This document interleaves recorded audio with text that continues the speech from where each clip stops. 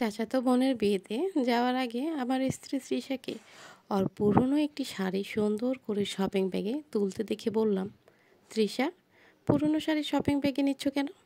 আমরা কিন্তু ওখানে থাকবো না।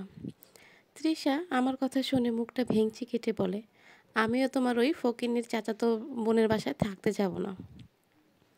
সে না হয় না থাকলে, তবে এভাবে আমার চাচাকে অপমান করবে না। তৃষা খানিকটা ঝাঁঝালো কণ্ঠে বলে, তৌফিক, বেশি কথা বলবে না। যে যেমন তাকে তাই বলতে হয়, এবং আমার পরিবার আমাকে এটাই শিখিয়েছে। মনে মনে হাসলাম আর বিড়বিড় করে বললাম, তার নমুনা তো দেখছি তৃষা। আফসোস, তোমার সঙ্গে আমার প্রেম না হলে তোমার মতো মেয়েকে স্ত্রী তো দূরের কথা, কাজে ঝিও রাখতাম না।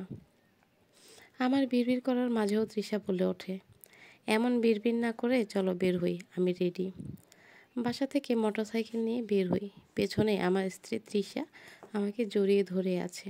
বেশ ভালো লাগছিল, আর একটু লজ্জাও।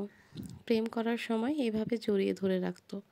সে যাই হোক, তৃষাকে নিয়ে বিশাল বড় এক শপিং মলের সামনে গাড়ি থামাতেই তৃষা খানিকটা বিরক্ত হয়ে বলে, কী হলো তৌফিক, শপিং মলের সামনে বাইক থামালে যে?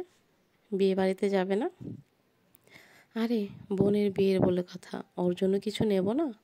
দেখি, নামো, পাগলিটার জন্য কোনো কিছু কিনে নিয়ে আসি।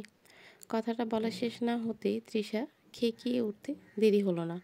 মাসের শেষ, কোনো উপহার প্রয়োজন নেই, তাছাড়া আমি উপহার নিয়ে এসেছি। মানে, কই উপহার? তৃষা ওর হাতের শপিং ব্যাগটা দেখিয়ে বলে, আমার ব্যবহৃত একটি শাড়ি দিয়ে দেবো। শাড়িটা আমি 4-5 দিন পরেছিলাম। কি বলছো এসব তৃষা? বোনকে তোমার পুরনো শাড়ি দেবে? তৌফিক, জলদি চলো, সবাই চেয়ে আছে। এখন আমাকে রাগালে জানোই তো কিভাবে রাগ ভাঙাতে হয়।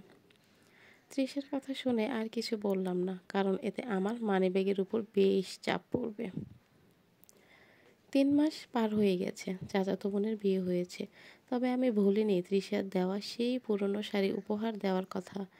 রোজ আমার বিবিকে নাড়া দেয়, নিজেকে ছোট মনে হয়। সোফায় বসে এসব হাবিজাবি ভাবছিলাম, এরই মাঝে তৃষার আগমন।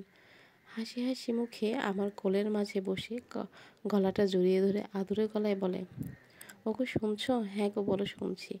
আমার বান্ধবীর না বিয়ে, আমাদের দাওয়াত দিয়েছে। বাহ, বেশ ভালো তো। তা উপহার কি দিবে ভাবছো?